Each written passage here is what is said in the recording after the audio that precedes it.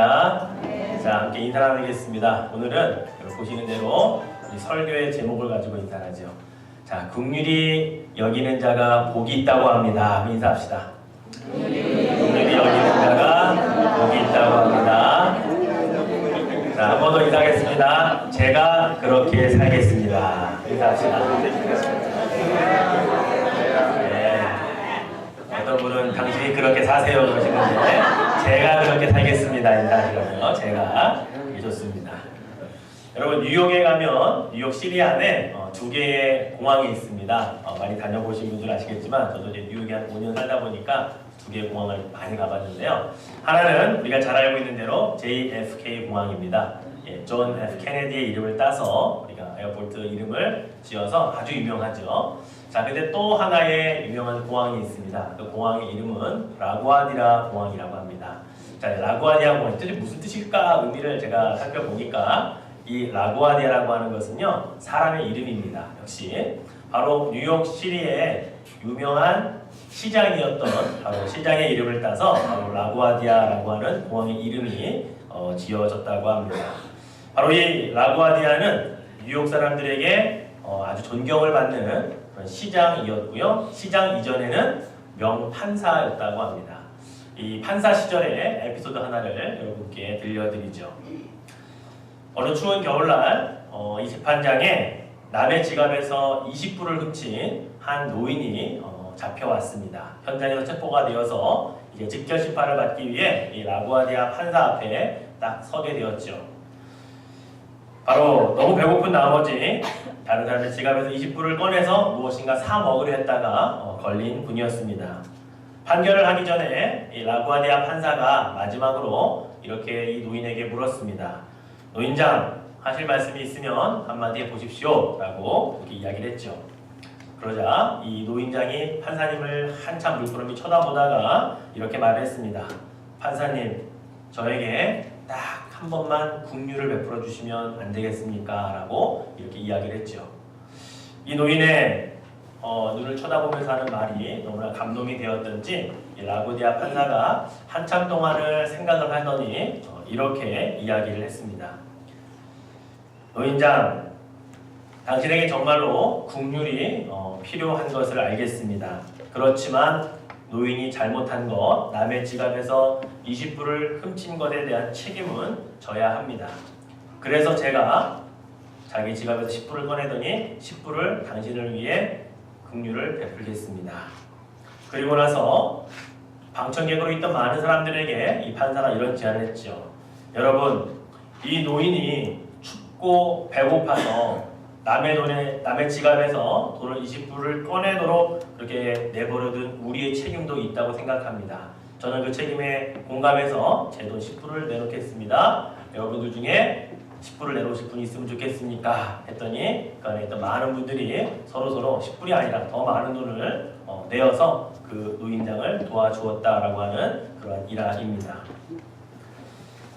자, 우리가 오늘 함께 살펴볼 바로 그 말씀도 바로 긍휼이라고 하는 겁니다.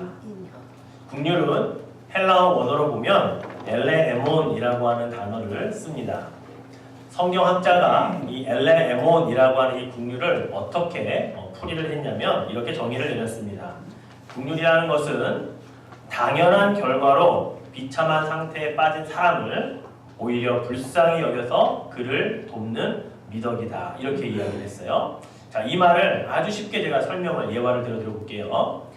예수님께서 현장에서 간음하다가 잡힌 여인을 사람들이 끌고 와서 예수님 앞에 이렇게 질문합니다. 예수님, 모세의 율법에 간음하다 잡힌 여인은 돌로 쳐서 죽이라고 했습니다. 예수님 어떻게 하시겠습니까? 라고 하는 그런 이야기를 예수님께 건넸죠.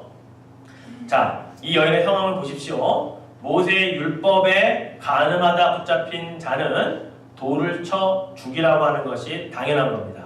즉 다시 말해서 이 여인의 간음한 당연한 결과로 돌을 맞아 죽어야 하는 비참한 상태에 빠진 상태라는 거죠. 그럴 때 돌을 던져서 그냥 그 여인을 죽이면 긍휼하는 것은 아무 상관이 없지만 그런데 그러한 사람을 불쌍히 여겨서 그 도를 맞이할 상황을 도와주어서 모면하게 만드는 그 마음, 그 상황, 그것을 긍휼이라고 이렇게 이야기한다는 겁니다. 예수님이 어떻게 하셨습니까? 바닥에다 어떤 글을 쓰시더니 예수님께서 죄 없는 자가 먼저 돌을 들어 이 여인을 치라라고 말했습니다. 그러자 그 어떠한 사람도 죄 없다고 자신 있게 말할 사람이 어떻게 들고 있던 돌을 하나씩 조심 내려놓고 각자 자기의 갈 길로 돌아갔던 이야기죠. 그때 예수님 뭐라고 말씀하십니까? 나도 너를 정죄하지 않겠다. 그러니 앞으로 가서 죄 짓지 말고 살라라고 그 여인을 돌려보내는 이야기입니다. 자, 이게 긍휼이라고 예수님이 우리에게 보여주신 거예요. 마땅히 그 여인은 돌에 맞아 죽어야 할 비참한 상태에 있는데 그 여인을 불쌍히 여겨서 도와주어서 그 상황을 모면케 하는 그 행위, 그 마음, 이것이 바로 긍휼, 바로 엘레에몬이라고 하는 이 헬라어의 뜻이라고 하는 것이죠. 자, 여러분, 바로 이 긍휼이라고 하는 마음이 있는 자가 어떠한 복이 있는지 오늘 예수님은 우리들에게 이 산상수훈 8가지 팔복 가운데 5번째 복으로 이야기를 하고 있습니다. 자, 한번 우리 본문을 다시 한번 같이 천천히 한번 읽어보겠습니다. 자, 7절만 약속해 읽죠. 긍휼히 여기는 자는 복이 있나니 그들이 긍휼히 여김을 받을 것이며. 자, 여러분 여기 잘 보십시오. 그들이라고 하는 말이 있죠. 그들이. 자, 이 그들은 누구를 말합니까? 긍휼히 여기는 자만 그들입니다. 즉 긍휼히 여기지 않는 자는 긍휼히 여김을 받지 못한다라고 하는 말이 바로 그들 안에 포함되어 있는 겁니다. 내가 긍휼을 누군가에 베풀었다면 나는 그들이 되는 겁니다. 근데 내 안에 긍휼함도 없고 긍휼을 베푼 적도 없다면 나는 긍휼히 여김을 받는 자에서 제외가 되는 것입니다. 너무나 명확하고 너무나 정확한 예수님의 진리입니다. 긍휼히 여김을 누군가에게 베푼 자가 왜 행복하고 왜 복이 있느냐? 그 긍휼 베푼 대로 나는 그대로 받을 기회와 자격이 주어지기 때문이다 라고 예수님이 말씀을 하고 있는 거예요. 마땅히 비난받아야 할 자를 향해서 손가락질하여 비난하면 긍휼이 없는 거죠. 만약에 비난받아야 되고 다른 사람들이 다 손가락질하는 그를 향해 나는 그대로 그를 향해 감싸주고 그를 그 위기를 모면할 수 있도록 도와주었다면 바로 엘레에몬 긍휼을 여기는 베푸는 자가 되고 그럼 나는 긍휼을 여김을 받을 그 자리에 섞여 있게 되기 때문에 복이 있다 이렇게 말씀을 하는 겁니다. 여러분 생각해 보십시오. 원수를 원수로 갚으면 어떤 일들이 일어납니까? 대대로 원수 갚는 일만 생기죠. 아버지의 원수를 아들이 갚고 또 그 아들의 원수를 손자가 갚고 계속해서 원수만 갚는 일만 생겨나죠. 그런데 그 중간에 누군가가 원수를 원수로 갚지 아니하고 긍휼을 베풀어서 그를 사랑하여 그를 감싸 안고 그와 함께 긍휼을 나누는 관계로 바뀐다면 원수 맺는 관계는 끝이 나지 않습니까? 자기 아들을 죽인 자를 자기 아들로 삼는 그 귀한 마음, 이게 바로 긍휼의 마음이 아니겠습니까? 바로 이러한 자는 긍휼히 여김을 받는 그런 행복한 자라는 사실입니다. 이 긍휼이라고 하는 것은 사실 하나님의 성품입니다.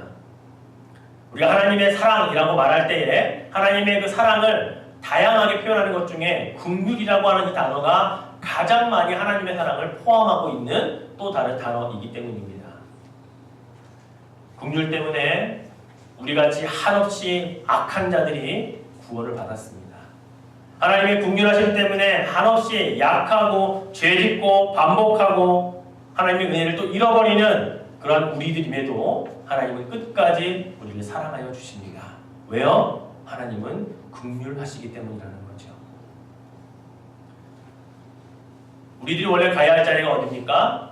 죄인들은 다 지옥으로 가야 합니다. 죄의 싹은 사망이고 그 사망은 하나님부터 심판을 받아 영원한 형벌인 지옥에 갈 수밖에 없습니다. 그런데 그 안에 긍휼하심 때문에 예수 그리스도를 우리에게 보내주시고 그분을 말미암아 그분을 믿는 자들은 다 구원받아 지옥이 아니라 하나님의 영원한 나라인 천국에 갈 수 있도록 허락해 주신 그 중간에 무엇이 있었느냐? 바로 긍휼하심이 있었다라는 사실이죠. 에베소서 2장 4절과 5절 말씀을 같이 한번 읽어보겠습니다. 긍휼이 풍성하신 하나님이 우리를 사랑하신 그 큰 사랑을 인하여 허물로 죽은 우리를 그리스도와 함께 살리셨고 너희는 은혜로 구원을 받은 것이라. 그렇죠. 긍휼이 풍성하신 하나님이 아니었으면 우리는 죄인의 자리에 늘 머물러 있어야 합니다. 그런데 죄인의 자리에서 우리를 의인이라고 칭해 주시고 의인이라고 인정해 주시니까 영원한 형벌이 아니라 영원한 생명인 자리로 옮겨진 것, 이게 하나님의 긍휼이 풍성하신 그분의 성품 때문이다 라고 에베소서에서는 우리에게 말씀해 주고 있는 겁니다. 자, 한 절 더 읽어볼까요? 자, 베드로전서 2장 10절 말씀 읽겠습니다. 너희가 전에는 백성이 아니더니 이제는 하나님의 백성이요 전에는 긍휼을 얻지 못하였더니 이제는 긍휼을 얻은 자니라. 어떻게 우리에게 긍휼이 주어졌습니까? 하나님의 백성이 아닐 때에는 전혀 우리는 그런 긍휼하심이 없었지만 예수 그리스도를 우리가 마음으로 믿고 나의 주인을 영접하는 그 순간 그 이후로 긍휼을 받을 수 있는 하나님의 백성이 되었다라고 하는 것이죠. 하나님의 긍휼하심이 그래서 우리에게 있는 겁니다. 근데 여러분, 성경에는 이 반대 이야기도 기록되어 있습니다. 그럼 긍휼이 없으면 어떻게 될까요? 우리가 긍휼을 베풀지 않으면 어떻게 될까요? 우리 야고보서 2장 13절 말씀도 같이 한번 읽어보겠습니다. 긍휼을 행하지 아니하는 자에게는 긍휼 없는 심판이 있으리라. 긍휼은 심판을 이기고 자랑하느니라. 심판을 받게 되어 있는데 그 심판에 긍휼이 없는 심판을 받게 된다는 겁니다. 하나님의 긍휼도 참으로 중요한데 우리도 어떻게 긍휼을 베풀고 사느냐 그렇지 않느냐에 따라 우리에게 내려질 심판도 긍휼을 포함한 심판이냐 그렇지 않느냐가 정해져 있다는 말씀이에요. 우리가 주님께서 가르쳐주신 주기도문에도요 이 긍휼의 원리가 담겨져 있습니다. 우리가 우리에게 지은 죄를 사하여 준 것 같이 바로 우리가 긍휼을 먼저 베풀었던 것처럼 우리의 죄를 사하여 주옵시고 하나님 우리의 죄도 그렇게 용서하여 주옵소서라고 하는 이 긍휼의 원리를 예수님이 주기도문하는 우리에게 담아주셨던 겁니다. 이 원리대로 기도하기 때문에 우리는 용서받을 수 있는 거죠. 고 오카노 목사님께서 이 긍휼이라고 하는 단어가 잘 쓰이지 않는 우리의 그런 일상의 언어이기 때문에 어떤 말로 바꾸면 좋을까 고민을 하시다가 그분이 설교 중에 여러 책을 뒤져보다가 이 단어를 찾으셨다고 말씀하십니다. 어떤 단어였냐면 바로 동일시라고 하는 단어라고 말씀하시더라고요. 긍휼은 어떤 의미냐? 다른 사람의 입장에 나를 한번 서 보는 것이 긍휼이라는 겁니다. 동일시하는 거죠. 그 사람의 상황에 나의 감정과 상황을 한번 놓아보는 것, 이것이 긍휼의 시작이다라고 말씀을 하시더라고요. 저도 그래서 동일시라는 말보다 우리가 더 잘 쓰는 말이 뭐가 있을까 생각하다가 공감이라는 단어가 떠올랐습니다. sympathy라고 하는 이 단어와 똑같은 의미겠죠. 바로 우리가 긍휼이라고 하는 것은 상대방의 입장에 한번 서 보는 거고요. 그 사람의 감정에 내 감정을 한번 이입해 보는 겁니다. 그래서 그랬구나. 그래서 그렇게 행동했구나. 그래서 나에게 그런 말을 했구나라고 그 상대방을 이해해 보려고 하는 마음들. 바로 이것이 공감이고 동일시고 심퍼티라고 하는 단어겠죠. 그래서 여러분, 긍휼의 반대말은 무엇일까요? 제가 눈을 감고 긍휼함의 반대말은 어떤 단어가 있을까라고 생각해 봤는데 두 단어가 떠올랐습니다. 바로 정죄라는 말과 판단이라는 말이 떠올랐습니다. 공감하지 않는 말, 그리고 그와 나를 동일시하지 않으면 우리는 정죄하고 판단합니다. 왜요? 내 기준, 내 잣대가 옳다 보니까 이것에 맞지 않으면 잘못한 거거든요. 이것에 맞지 않으면 그는 잘못 걸어가고 있는 거거든요. 잘못 살고 있다고 우리는 이야기하는 거거든요. 그러니까 우리가 그렇게 사람을 향해 말하는 겁니다. 긍휼의 마음이 있으면 그 사람의 상황을 이해하고 그 사람이 왜 그렇게 했는지를 내가 공감하려고 하니까 그 사람을 정죄하거나 손가락질하지 않아요. 그래서 그랬구나라고 이해하려고 하겠죠. 그런데 긍휼한 마음이 없는 사람에게는 나의 잣대, 나의 근거, 나의 판단의 기준이 그 사람을 향해 말로 나가고 손가락질로 나가는 것 아니겠습니까? 여러분, 나에게 긍휼함이 있는지 없는지는 여러분이 한번 생각해 보시면 됩니다. 과연 나는 누구를 향해 그래서 그랬구나라고 이해하는 축에 속해서 항상 살아가고 있는지, 아니면 왜 그렇지? 이해가 안 되는데 그러면서 그를 향해 정죄하거나 판단하거나 또 손가락질하는 자리에 서 있는지, 그러면 내 마음에 긍휼함이 있는지 없는지가 금방 분간이 될 수 있다는 것입니다. 결국 긍휼의 마음이 없으면요, 내 눈에 있는 들보가 보이지 않습니다. 늘 남의 눈에 있는 티끌만 보고 그것 가지고 우리는 이야기할 수밖에 없게 되는 거죠. 긍휼함이 없기 때문입니다. 사랑하는 성도 여러분, 저는 우리 오래본 선교교회 공동체가 긍휼함을 가지고 있는 공동체가 되기를 소망합니다. 누군가를 긍휼히 여겨주는 공동체가 되기를 저는 바랍니다. 누군가가 우리 교회 안에 새로 오든 또는 멀리서 잠깐 방문을 하든 그들의 입술을 통해 참 우리가 선교교회 따뜻하다, 참 이해심이 많다, 참 사랑이 많다, 결국 이러한 말들을 하는 이유는 그 안에서 자기가 긍휼히 여김을 받았기 때문이거든요.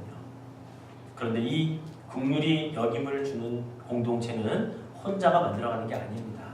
어떤 한두 분이 그렇게 긍휼이 많다고 그 공동체 전체가 그렇게 변화되는 게 아니에요. 여러분, 각자가 하나님의 마음이 긍휼을 품어야 되고 예수 그리스도가 보여주신 그 긍휼하심을 내가 먼저 품고 그렇게 살아갈 때에 이 공동체가 긍휼히 여기는 공동체가 되어지는 것입니다. 그러면 우리는 긍휼히 여김을 받는 복을 우리 모두가 누릴 수 있게 되는 것입니다.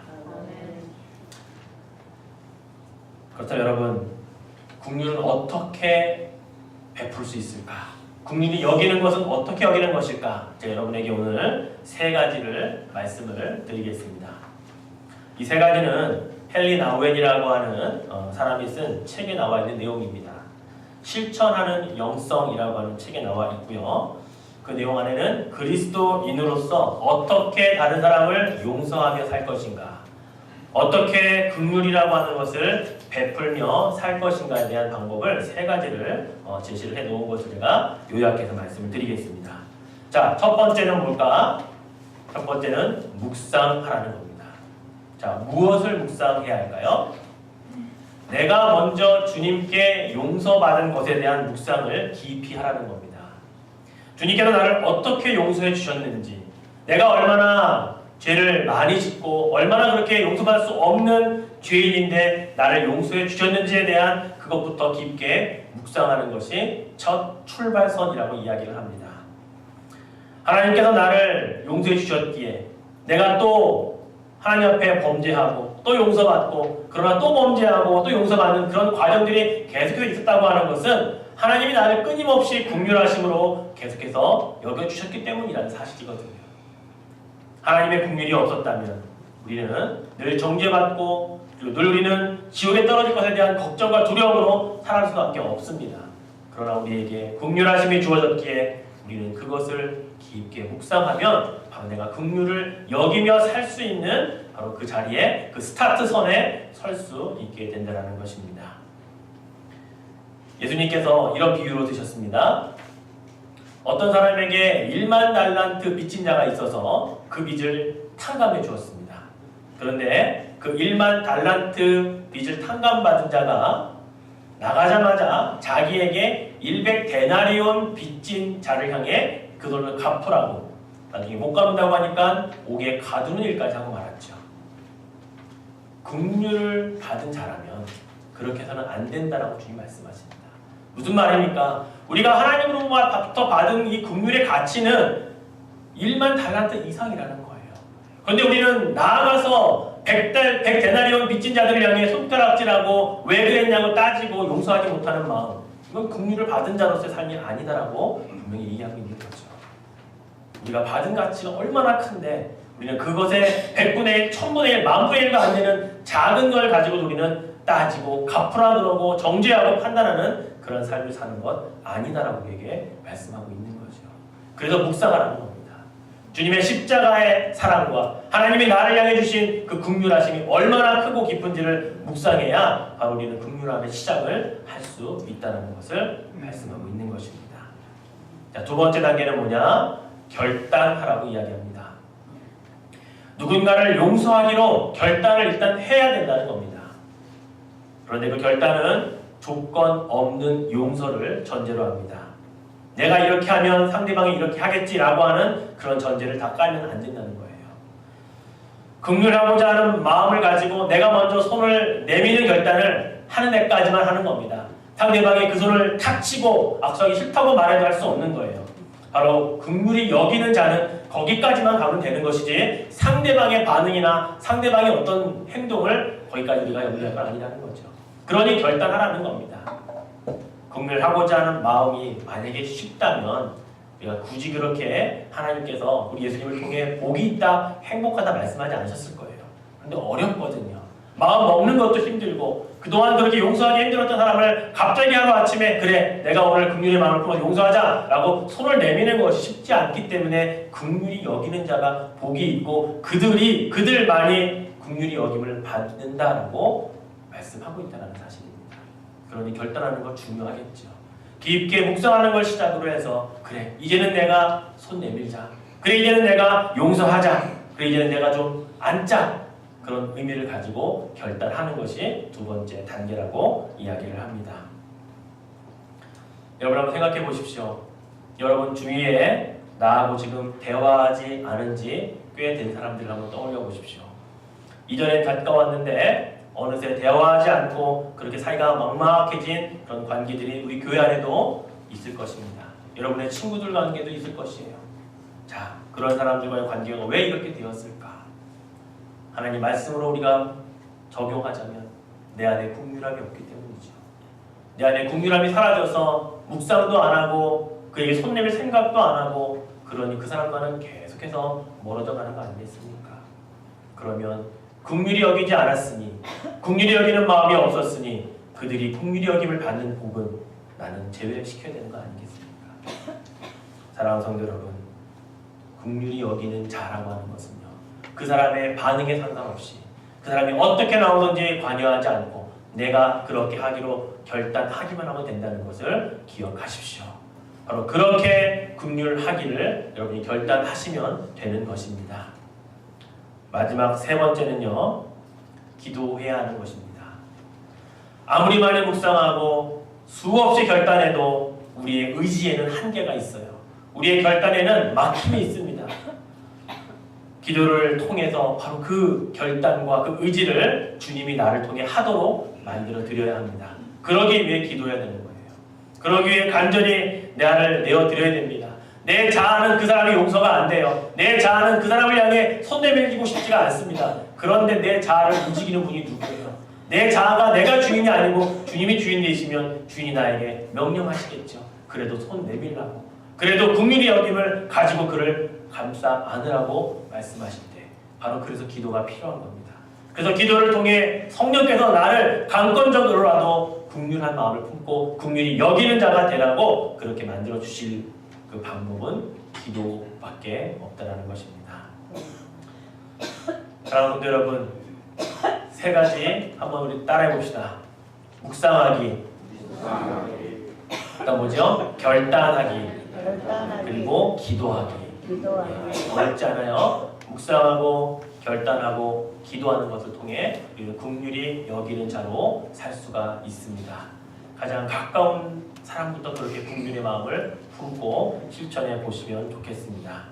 바로 이 헨리 나우엔이 이 책을 통해서 그리스도인이라면 예수님께서 말씀하신 이 팔복 가운데 누군가를 긍휼히 여기는 자가 복이 있다 말씀했는데 이것을 실천하기 위해 그리스도인이라면 이 세 가지만큼은 꼭 하면 좋겠다라고 우리에게 권면해 준 겁니다. 묵상하고 그리고 결단하고 그리고 기도로 직접 하며 나아가는 그 마음을 우리에게 알려준 것이죠. 말씀을 맺겠습니다. 유대인들 가운데 내려져 오는 전설이 하나 있습니다. 이 전설은 천지 창조 때 이야기에 대한 전설입니다. 하나님께서 천지 창조를 하시면서 첫째 날부터 이제 여섯째 날까지 모든 만물을 창조하시고 마지막 일곱째 날 사람을 창조하시기 전에 천사들을 불러 모아놓고 헤븐리 미팅을 했습니다. 천상회의를 한 거죠. 의제는 인간을 창조할 것인가 말 것인가에 대한 그러한 의제였습니다. 유대인들이 전해내는 전설이 있다고 해요. 자, 그래서 하나님께서 천사들 가운데 첫 번째 정의를 담당하는 천사에게 이렇게 물었습니다. 의견을 내보라고. 자, 정의의 천사가 뭐라고 이야기했냐면, 하나님, 인간을 만들어 놓으면 그들은 불법을 저지를 것이 뻔합니다. 서로가 서로에게 잔인한 행동을 할 것입니다. 그들의 세계에는 오로지 정의는 사라지고 불법만 남을 것이기 때문에 저는 인간은 만들지 않았으면 좋겠습니다. 라고 정의의 천사가 이야기를 했다고 합니다. 자, 두 번째, 진리의 천사가 거기다 거들었습니다. 하나님, 맞습니다. 그들에게는 하나님의 말씀인 진리가 주어져도 그들은 그 진리 가지고 살아가지 않을 겁니다. 아무 소용이 없습니다. 나중에는 그 진리를 주신 하나님마저도 부인하며 하나님을 속이는 그런 존재가 될 것입니다. 저도 인간 만드는 것 거부합니다. 라고 의견을 내밀었습니다. 세 번째, 거룩의 천사가 또 한마디 합니다. 하나님, 인간은 절대로 거룩한 하나님의 뜻을 따라오지 못할 것입니다. 내가 거룩하니 너희도 거룩하라고 하는 말씀을 그들은 지키지 않을 것입니다. 오히려 하나님의 이름을 망령되이 일컫는 자들만 남을 뿐입니다. 거룩할 수 없는 존재를 왜 굳이 만들려고 하십니까? 저도 반대입니다. 그때 하나님께서 저 구석에서 아무 말도 하고 있지 않은 천사 한 명을 부르십니다. 국률을 담당하는 천사에게 의견을 묻으셨습니다. 그랬더니 국률의 천사가 마지막으로 이렇게 대답을 합니다. 국률이 풍성하신 하나님, 그래도 저는 인간을 만들면 좋겠습니다. 분명 앞에서 언급한 천사들이요, 인간은 그들의 말처럼 불법을 저지를 것이고 진리가 주어져도 그 진리를 따르지 않을 것이고, 그리고 그들은 거룩을 모르고 하나님을 외면하고 그리고 하나님을 거부할 자들인 건 저도 압니다. 그런데 하나님, 그럴 때마다 제가 그들을 하나님 앞으로 데리고 오겠습니다. 그럴 때마다 하나님이 긍휼하심으로 그들을 다시 용서하시고 새로 살 수 있도록 만들어 주십시오. 그래서 인간을 저는 만들기를 동의합니다. 라고 이야기했다고 합니다. 결국 유대인의 전설에 인간이 창조된 것은 바로 긍휼의 천사가 하나님께 드린 이 말 때문에 창조가 되었다라고 유대인들은 지금까지 전설로 그렇게 들어오고 있다고 하죠. 여러분, 긍휼이 이런 겁니다. 이들의 전설에 의하면 긍휼이 없었다면 우리는 창조되지도 않았을 뻔했습니다. 그런데 하나님의 긍휼하심 때문에 우리는 항상 진리를 거부하고 하나님을 망령되이 일컫기도 하고 불법에 사로잡혀 살기도 하지만 그때마다 긍휼의 천사가 하나님 앞에 우리를 데리고 왔을 때 예수 그리스도의 십자가의 보혈로 용서받고 다시 새롭게 되어지기 때문에 결국 우리 다시 살아갈 수 있는 존재가 되는 것 아니겠습니까? 바로 이게 긍휼의 하나님의 마음이고 그 하나님이 우리들에게 주신 것이라는 거죠. 그렇다면 이제 우리 차례라는 겁니다. 긍휼히 여기는 자가 복이 있는데 그 하나님의 긍휼을 수도 없이 받아 우리가 누렸기 때문에 이제는 그 받은 것을 가지고 누군가에게 10분의 1이라도 100분의 1이라도 흘러가게 하자는 것이죠. 이게 긍휼히 여기며 살라는 그러한 자가 행복하다라고 하는 주님의 말씀인 것입니다. 오늘 여러분 마음 가운데 누구를 용서하기를 원하십니까? 여러분 가운데 누구와 다시 대화를 재개하기를 시작하시려고 마음먹으십니까? 그 마음을 주실 때 순종하십시오. 늘 주시지 않습니다. 오늘 이 마음 주셨을 때 그 마음으로 그동안 긍휼함이 없어서 용서하지 못했던 누구, 그동안 긍휼함이 잃어버려서 누군가 대화하지 않았던 그 누군가를 향해 손을 내밀고 대화를 시작하시고 미안하다 말할 수 있는 그런 긍휼히 여기는 자가 되셔서 그들이 긍휼히 여김을 받는 축복을 여러분이 누려 가실 수 있기를 주님의 이름으로 축복해 드리겠습니다. 그런 한 주간을 사시기를 주님의 이름으로 축원해 드리겠습니다. 기도하죠. 우리 마음 가운데 사라진 긍휼로 인해 여러분 기도하십시오. 하나님의 마음인 긍휼이 있어야 하는데 그것이 없어진 것에 대해서 여러분 기도하십시오. 하나님 죄송합니다. 하나님의 마음이고 하나님의 긍휼인데 그 마음을 잃어버리고 살았습니다. 이제 다시 그 마음을 회복할 수 있도록 하나님 도와주십시오. 오늘 이렇게 함께 동성으로 기도하겠습니다. 하나님 아버지 감사합니다. 우리에게 주신 하나님의 긍휼함이 얼마나 크고 얼마나 깊은지 우리가 잘 묵상하지 못했습니다. 어쩌면 1만 달란트 탕감받은 자인데 우리는 세상에 나아가서 100데나리온 빚진 자들을 향해 손가락질하고 그것 갚으라고 말하는 자가 우리 아니었는지 내가 아니었는지 다시 한번 깨달아 봅니다. 하나님 아버지여, 용서하옵소서. 내 안에 긍휼함이 사라졌습니다. 내 안에 하나님의 그 마음이 없습니다. 그리고 우리는 잘 살고 있다고 착각하며 살아갑니다. 긍휼이 여김이 없이는 긍휼이 없는 심판밖에 남지 않는다고 하였는데, 하나님이 우리에게 하시는 심판에 긍휼함이 없다면 우리가 어찌 살아남으며 우리가 어찌 형벌을 면할 수가 있겠습니까? 하나님, 그 마음을 회복하게 하여 주옵소서. 하나님, 긍휼의 하나님을 우리가 다시 한번 묵상케 하여 주옵소서. 그리고 이제는 우리가 결단하게 도와주시옵소서. 그리고 이제는 기도하여 우리 안에 잠자고 있는 예수 그리스도의 마음을 깨우게 하여 주옵소서. 우리의 자아로 할 수 없고 우리의 마음으로 할 수 없지만 하나님은 하실 수 있음을 고백합니다. 하나님이 하라 하시면 우리의 자아는 순종하여 할 수밖에 없음을 고백합니다. 주님 도와주시옵소서. 주님의 긍휼의 마음을 품게 하여 주시옵소서. 그 마음을 다시 회복하게 하여 주시옵소서. 주님, 우리에게 그 마음을 주시옵소서. 아버지여, 아버지여, 불쌍히 여겨주시옵소서.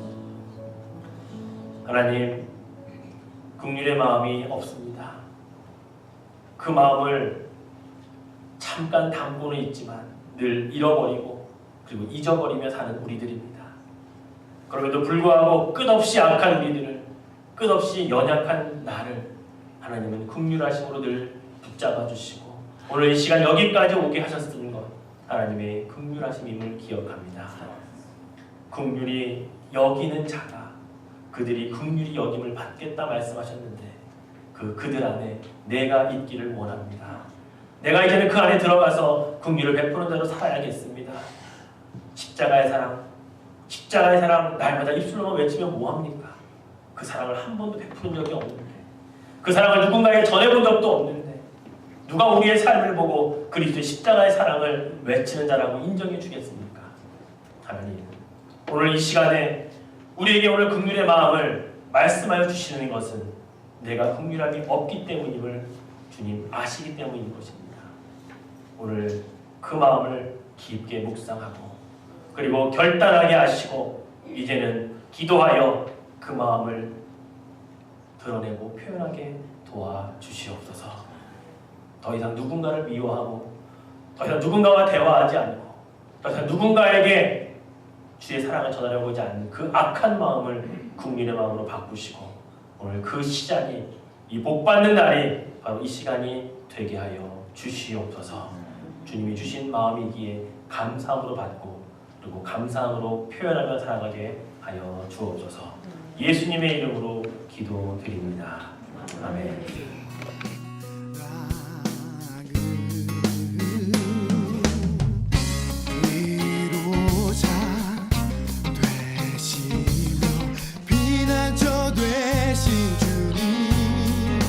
나의 영혼 온 맘 다해 주를 경배합니다.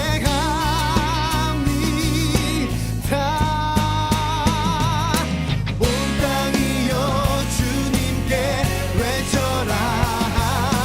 능력과 위엄의 왕 되신 주, 신실하신 주의 약속 나와